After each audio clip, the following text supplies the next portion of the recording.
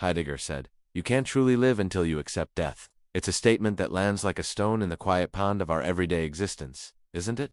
We skim across the surface, chasing the next deadline, the next social media notification, the next fleeting pleasure, all the while keeping that ultimate, undeniable truth locked away in a dimly lit room of the mind. We busy ourselves into a kind of oblivion, a self-imposed anesthesia against the raw, pulsating reality of our own finitude. But what if this very act of avoidance is the most profound form of living unlived? What if the fear of death, the ultimate existential dread, is also the key, the very ignition switch, to a life that crackles with authentic presence? Think about it. When do we truly feel alive?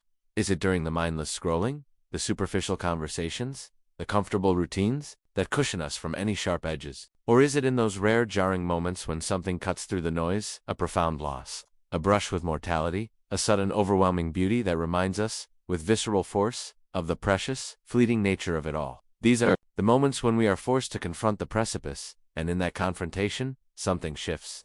The mundane sheds its drab disguise and reveals its luminous core. The trivialities that consumed our attention dissolve, and what remains is the stark, unadorned beauty of simply being. We are, as Heidegger would suggest, thrown into existence, cast into a world without our consent, and destined to return to that same unknown from which we came. This is our fundamental condition, our Dasein, our being there. And yet, we spend so much energy pretending it isn't so, constructing elaborate defenses against the inevitable. We build careers, families, legacies, all in an attempt to carve out a permanence that our very nature denies. We seek to leave a mark, to be remembered, to cheat the silence that awaits.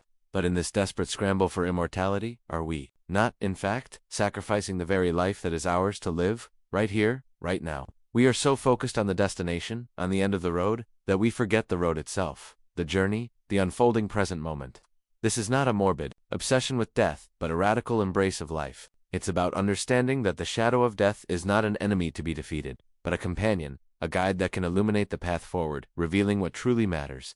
It's the melancholic whisper that gives urgency to our choices, the silent reminder that every breath is a gift, every interaction a universe of potential, every sunrise a miracle we have no right to expect. We are so afraid of the void, yet it is within that perceived emptiness that the true substance of our existence can be found. Consider the artist. Wrestling with a blank canvas, the potential for infinite creation sits before them, a daunting, formless expanse. But it is the very act of making a mark, of imposing form onto that void, of accepting the limitations of the medium and the inevitable imperfections of the human hand, that brings the art into being. Similarly, our lives are canvases of potential, but it is only by acknowledging the ultimate canvas of non-existence, the finality of our own absence, that we can begin to truly paint. We are not meant to be perfect, nor are we meant to last forever. Our very impermanence is what imbues our fleeting moments with such profound value. Think of a dewdrop on a spiderweb, catching the morning sun for just a few precious moments, before evaporating into the air. Its beauty is amplified by its transience. Would we cherish it less if we knew it would last forever? Or would its eternal presence render it commonplace, unremarked upon? It's a paradox, isn't it? The very thing we fear most, annihilation, the end, is also the catalyst for the most vibrant, meaningful experience of being.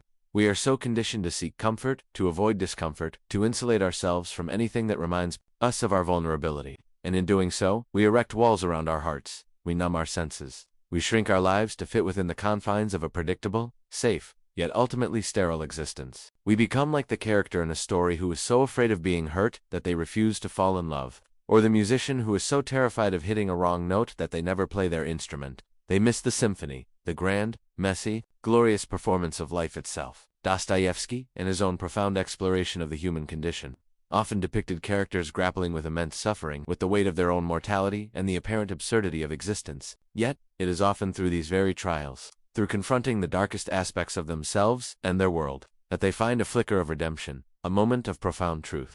They learn that the capacity for suffering is intimately linked to the capacity for joy, for love, for authentic connection. To deny one is to diminish the other. We are, by our very nature, finite beings. This is not a flaw in the design, it is the design.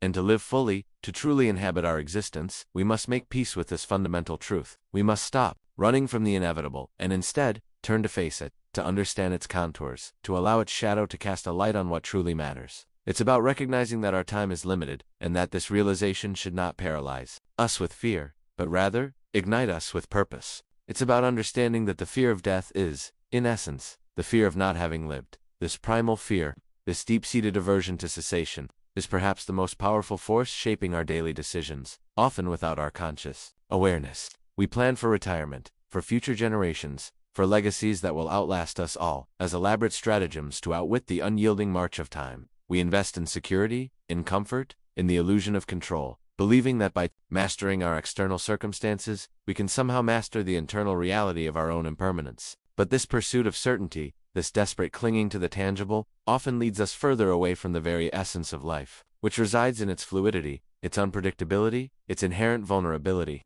Think of the modern condition, a relentless pursuit of distraction, a constant barrage of information designed to fill every silent moment, to prevent us from being alone with our own thoughts, our own deepest anxieties. We are bombarded with curated realities, with idealized versions of life that only serve to highlight our own perceived inadequacies, further fueling our desire to escape, to numb, to distract ourselves from the quiet, persistent hum of our own existential core. We are so afraid of the emptiness that we fill our lives with noise. Nietzsche, with his characteristic piercing insight, spoke of the last man, the one who has lost all capacity for striving, for suffering, for genuine passion. Content with a shallow, comfortable existence. He warned against the danger of this placid contentment, this anesthetized state that prevents us from confronting the challenges that forge our character, that deepen our understanding, that truly make us human. He understood that true vitality comes not from avoiding hardship, but from embracing it, from wrestling with it, from transforming it into something meaningful. Our discomfort, our dissatisfaction, our gnawing sense of unease, these are not necessarily signs of failure, but invitations.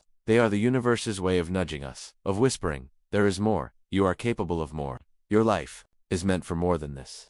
But we have become so adept at silencing these whispers, at medicating our disquiet, that we risk losing touch with the very forces that can propel us toward a more authentic, more vibrant existence. We are like sailors who, fearing the storm, anchored themselves in a placid harbor, never truly experiencing the vastness and power of the open sea. The fear of death, when unexamined, becomes a paralyzing force, dictating our choices, limiting our potential, and ultimately, preventing us from living the life we were meant to live. It is the invisible cage that confines us, the unseen hand that pulls us back from the edge of our own possibilities. But what if we dared to look that fear directly in the eye? What if we chose to engage with the awareness of our finitude, not as a source of despair, but as a profound source of clarity and liberation? This is where the wisdom of figures like Heidegger becomes not just philosophical musing, but a vital prescription for living. To confront our mortality is to strip away the superficial, the trivial, the distractions that have accumulated like dust on the windows of our souls. It is to ask ourselves, in the stark light of our limited time, what truly matters. What are the values, the relationships, the experiences that, in the face of oblivion, still hold weight, still resonate with meaning? This is not about morbid rumination, but about radical prioritization. It's about realizing that the energy we expend on petty grievances, on chasing external validation, on accumulating possessions that will ultimately be left behind, could be channeled into something far more profound. It's about understanding that our time is finite, and therefore, every moment becomes infinitely precious. Imagine yourself at the end of your life. Looking back, what regrets would weigh most heavily? Would it be the risks you didn't take, the words you didn't say, the love you didn't express, the moments of joy you didn't fully savor because you were too busy worrying about the future or dwelling on the past? The awareness of death is the ultimate teacher of presence. It reminds us that the only time we ever truly have is now. It's not about planning for a future that may never come, or lamenting a past that is gone forever, but about fully inhabiting this present moment, with all its imperfections, its challenges, and its breathtaking beauty. This is the essence of what it means to be truly alive. It's about shedding the masks we wear, the roles we play, the expectations we carry, and stepping into the raw, vulnerable, powerful reality of who we are, right here, right now. It's about embracing the messy, unpredictable, glorious chaos of existence, and finding meaning not in the avoidance of suffering, but in the courage to face it, to learn from it, and to emerge from it, transformed. And so, we arrive at a crucial juncture, a point where the philosophical invitation transforms into a practical imperative. If living fully requires confronting our finitude, if the awareness of death is the crucible in which true presence is forged, then how do we translate this understanding into the fabric of our daily lives? It begins with a conscious choice to interrupt the automatic pilot, to step out of the narrative of distraction and into the quiet space of awareness. It's about cultivating moments of deliberate stillness, even amidst the cacophony of modern existence. This might be as simple as pausing before you answer the phone, taking 3 deep breaths before you respond to an email, or consciously noticing the sensation of your feet on the ground as you walk. These are not mere mindfulness exercises. They are acts of rebellion against the forces that seek to steal our present moment, our very aliveness. They are small, deliberate acts of reclaiming our attention, of anchoring ourselves in the here and now. Furthermore, it involves a willingness to engage with discomfort, to lean into the emotions we typically try to suppress. That pang of anxiety, that flicker of sadness, that surge of anger, these are not enemies to be vanquished, but messengers. They are signals from our inner landscape, offering insights into our unmet needs, our unhealed wounds, our deepest desires. By pushing them away, we not only deny ourselves valuable information, but we also create a dam that prevents the free flow of life energy within us. True emotional freedom comes not from the absence of difficult feelings, but from the courage to acknowledge them, to feel them fully, and to allow them to move through us, like clouds across the sky. This also extends to our relationships and our commitments. If we truly embrace our finitude, we will naturally gravitate towards what nourishes our soul, what ignites our passion, what allows us to express our authentic selves. We will begin to say no to the things that drain us, the obligations that stifle us, the relationships that diminish us, and yes to the paths that call to us, the people who uplift us, the experiences that expand us. This is not selfishness. It is self-preservation, a sacred stewardship of the precious, limited time we have been given. It's about recognizing that our capacity to give to others is directly proportional to our capacity to be present and authentic ourselves. So, let us breathe into this truth. Let us allow the profound realization of our impermanence to be not a burden, but a liberation. Let us release the desperate need for control, for certainty, for an eternal guarantee, and instead, embrace the wild, unpredictable, beautiful dance of existence. In acknowledging the inevitable end, we discover the true beginning of a life lived with intention, with passion, with unwavering presence. You are not merely passing through this world. You are here, now, a unique and irreplaceable expression of the divine, with a finite, precious window of opportunity to experience, to love, to create, to be. May you find the courage to shed the illusions that bind you, to embrace the vulnerability that makes you human, and to live each moment as if it were the only one you have. Because, in truth, it is. You are alive, right now. And that is everything. The existential weight of our finite span compels us to re-examine our relationship with time itself. Beyond the mere quantitative measure of years, there exists a qualitative dimension to our temporal experience, a subjective unfolding of moments that can either stretch into an eternity of engagement or compress into fleeting instants of unlived potential. Consider the subtle yet profound difference between waiting for something to happen and being present for what is happening. When we merely wait, time becomes a hostile adversary, a slow-drip torture of anticipation, each second a drag against our desire for a future state. Conversely, when we actively engage with the present, even in its mundane aspects, time transforms. It becomes a river, flowing with a natural, unforced rhythm, carrying us along rather than resisting us. This shift in perception is crucial. It's the difference between being a prisoner of the clock and becoming a conscious navigator of our temporal journey. Furthermore, this qualitative engagement with time unlocks a deeper understanding of personal responsibility. If our days are finite, then the choices we make within those days carry an amplified significance. We cannot afford to abdicate our agency, to defer our authentic living to some hypothetical future where conditions will be just right. This often manifests as procrastination, not merely on tasks, but on life itself, delaying crucial conversations, postponing acts of kindness, deferring the pursuit of passions because we tell ourselves we don't have enough time. Yet, the very act of acknowledging our limited time should, paradoxically, empower us to create more time, not by manipulating the clock, but by investing our present moments with focused intention and unwavering commitment. Building on this, however, lies a crucial distinction between authentic engagement and mere busyness. The modern world often glorifies the latter, equating a packed schedule with a life well lived. But this is a dangerous illusion. True temporal richness arises not from the sheer volume of activities, but from the depth of our immersion in them.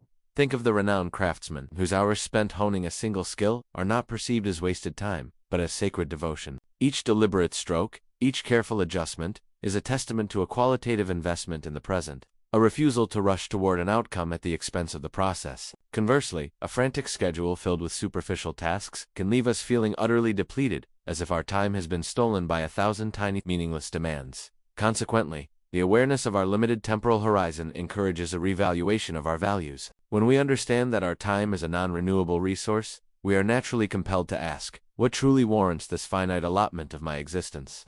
This often leads to a shedding of external pressures and societal expectations that do not align with our inner compass. For instance, the pressure to accumulate wealth beyond our needs, or to chase status symbols that offer only fleeting satisfaction, can seem absurd when viewed through the lens of ultimate finitude. Instead, we might find ourselves drawn to cultivating deeper relationships, pursuing knowledge for its own sake, or contributing to causes that resonate with our deepest sense of purpose, knowing that these are the investments that yield dividends of true meaning, not just material gain. Conversely, this temporal perspective also illuminates the profound nature of forgiveness, both of ourselves and of others. If our time is limited, then holding on to grudges, resentments, or past mistakes becomes an even greater theft of our present moment. Each moment spent replaying a past hurt is a moment not spent living, not spent connecting, not spent creating new, positive experiences. Understanding that everyone, including ourselves, is navigating their own journey with imperfect knowledge and limited time can foster a radical compassion that frees us from the corrosive weight of unforgiveness. It allows us to release the past,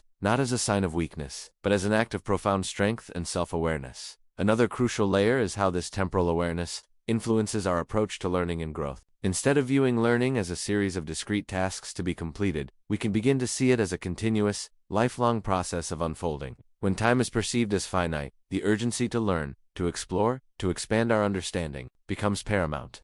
This isn't about cramming information, but about cultivating a genuine curiosity, a thirst for knowledge that transcends the confines of formal education. It's about recognizing that each day offers an opportunity to discover something new, to refine our perspectives, to deepen our wisdom, thereby enriching the qualitative texture of our temporal journey. Reflecting on this journey so far, we find ourselves standing at a pivotal threshold. The myriad reflections we've traversed, from the quiet recognition of our inherent impermanence to the dynamic engagement with the present moment, have subtly reshaped the landscape of our understanding. It's as if we've been navigating a complex winding path, and now, from this vantage point, the interconnectedness of the terrain reveals itself. The initial unease, the quiet questioning that perhaps drew you here, has been met not with definitive answers, but with a deepening of the inquiry itself. We've explored the subtle currents that guide our actions, the unseen forces that shape our perception of time and meaning, and the profound interconnectedness between our internal states and our external engagement with the world. It's akin to witnessing a tapestry where individual threads, once seemingly disparate, now weave together to form a coherent, intricate pattern, revealing a deeper truth about the whole. As we pivot towards the final reflection, it becomes evident that the challenges and insights we've encountered are not isolated events, but rather integral facets of a singular, unfolding experience. The recognition of our temporal limitations, for instance, doesn't diminish the value of our present engagement. Rather, it amplifies it, imbuing each chosen action, each deliberate breath, with a profound significance. The subtle shifts in our internal orientation, the willingness to confront discomfort, and the gradual release of what no longer serves us, all converge to create a more resonant and authentic way of being. It's as if we've been gathering the necessary elements, the raw materials, and now, the structure that will hold them is beginning to take shape, hinting at the ultimate form it is destined to assume. Consider how the awareness of our fin acts not as a constraint, but as a catalyst for a more engaged existence. It's a gentle yet insistent call to action, urging us to invest our limited duration with purpose and presence. This perspective invites a recalibration of our priorities, a discerning selection of where we place our precious energy and attention. The echoes of past anxieties and future worries begin to recede as the clarity of the present moment asserts its undeniable claim. This convergence of ideas points toward a more integrated way of navigating life, where the philosophical contemplation seamlessly blends with the practical application, fostering a sense of grounded awareness that permeates every aspect of our being. And so, we arrive not at an end, but at a profound beginning, a quiet unveiling. The journey through the stark beauty of our finitude, the wrestling with the ephemeral nature of our days, has not led us to a place of resignation, but to a potent realization that the very edge of our existence is where true life ignites. To truly live is not to evade the shadow of death, but to embrace its illuminating presence, to understand that its finality is the very canvas upon which our brief, brilliant existence is painted. It is in acknowledging that our time is a finite, precious gift, rather than an infinite, guaranteed continuum, that we unlock the power of the present moment. This isn't a call to dwell on morbidity, but a radical invitation to shed the illusions that obscure our aliveness, to release the anxieties that tether us to a phantom future or a regretted past, and to anchor ourselves firmly in the vibrant, pulsating now. The true practice begins not in grand pronouncements, but in the quiet, deliberate reclaiming of each passing second. It is in the conscious breath taken amidst the day's demands, in the focused attention given to a simple task, in the courageous engagement with our own emotional landscape, that we weave the fabric of a life lived authentically. This understanding transforms our relationship with time itself. No longer a relentless adversary to be outrun, time becomes a sacred river, carrying us along, its flow made meaningful by our conscious presence within it. The urgency born of our temporal limits is not a source of panic, but a profound motivator, urging us to invest our limited duration with purpose, passion, and unwavering attention. It is the recognition that every choice, every interaction, every quiet moment of reflection carries an amplified significance when viewed against the backdrop of our ultimate cessation. This perspective fosters a discerning wisdom, guiding us to prioritize what truly nourishes our souls, what ignites our deepest capacities, and what allows us to express our authentic selves. Unburdened by the fear of judgment or the pursuit of fleeting validation, the practice then is to continually return to this awareness, to allow the profound truth of our impermanence to refine our focus, to deepen our compassion for ourselves and others, and to embolden us to live with a courage that transcends the superficial, embracing the fullness of our human experience, in all its messy, beautiful, and fleeting glory. The true practice begins now, in this very breath, in this moment of quiet clarity. Live as if you are already remembered, and in doing so, you will not be forgotten.